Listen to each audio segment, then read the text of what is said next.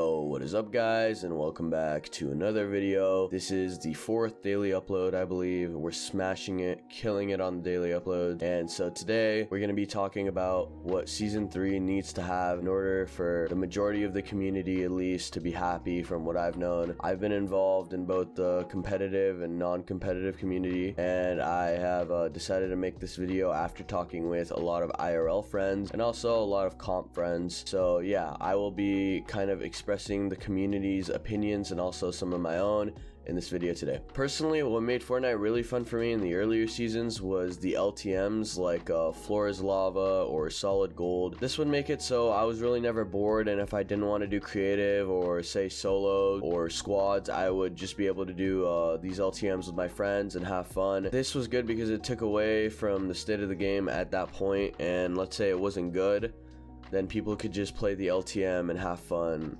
instead. Kind of like what people do nowadays with creative. They need to add back some of the OG items that people have been missing, like the hunting rifle and the infantry rifle, and also like the flintlock pistol. These items just brought a ton of fun into the game and were a ton of fun to use, and I would like to see them make a return to Battle Royale sometime in the next season. And the most important thing they need to add is an FOV slider. Normal games have an FOV of 90 as a default, even games that don't offer an FOV slider by default. Fortnite has an FOV of 80, which means it's much more crammed in and much more zoomed in. In the previous seasons, you used to be able to do something called stretch resolution, where essentially it would give you more vertical FOV, making it so you can see around yourself. And people in the community, especially the competitive one, have been asking for an FOV slider non-stop. Epic has replied to it simply by saying it causes motion sickness, and I think this is kind of silly because even if it does, which I highly doubt it does, you can just set the FOV to the default, which is 80, and that shouldn't be a problem. Personally, as a person who has had top 100 placements in comp, I can tell you that the lobbies get very laggy, especially towards endgame. Now, strongest computers on the market right now, with RTX 2080s, with i9 9900Ks, they would only get around 100, maybe a little more FPS endgame. Now, this should 100% not be the case. There is no game that should drastically change from performance from early game to end game. This does cause a dismount in performing as a player standpoint. So how Fortnite can fix this, in my opinion, they can make it so anything outside of the storm would either not render in or would just get destroyed. Now, they've tried this before where they made the storm destroy buildings, but it was really bad for, say, people trying to take height. Just like how they make it look like the slurp truck is always there when you're looking at it from a far viewpoint, they can make it where the builds don't render in when you're looking out of storm, so you would have much less to look at, therefore getting more frames.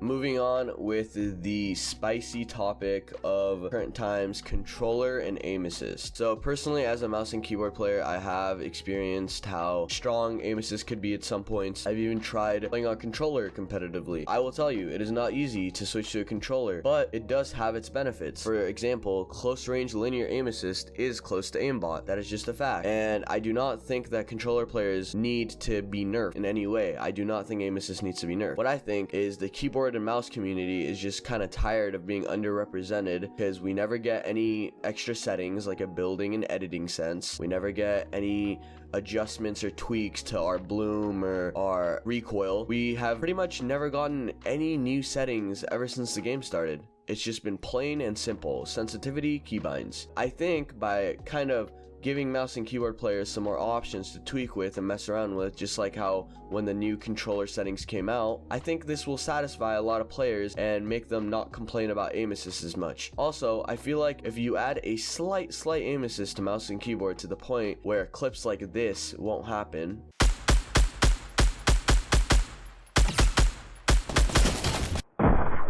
then the community will be somewhat more happy and feel like they're also represented. Now I will be talking about the meta right now and what I think they could do to improve it in the next season. Right now, the meta is very spray and pray, reminiscent of Season 5 when the drum gun and the fast shooting SMG were the meta where, you know, spray and pray was more powerful than shotguns. Now, this meta got overtaken by the shotgun buff, which took place around season 6 or 7, where they made shotguns never hit for less than 30. But recently in chapter 2, they've decided to nerf all shotguns and make them hit for way less than they used to. In reference, the purple pump hits for around the same as a blue pump would a few seasons ago.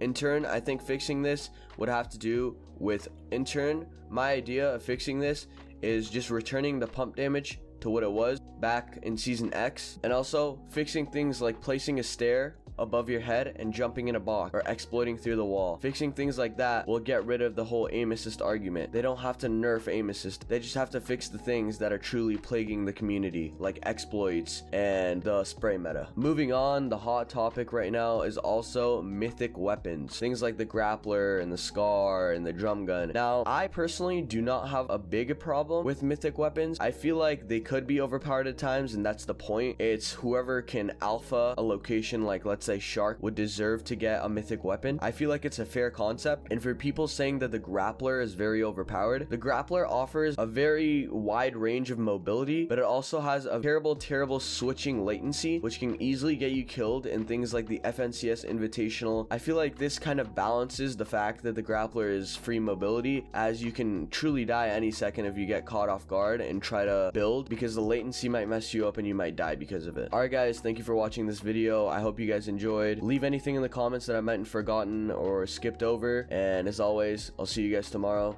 Peace.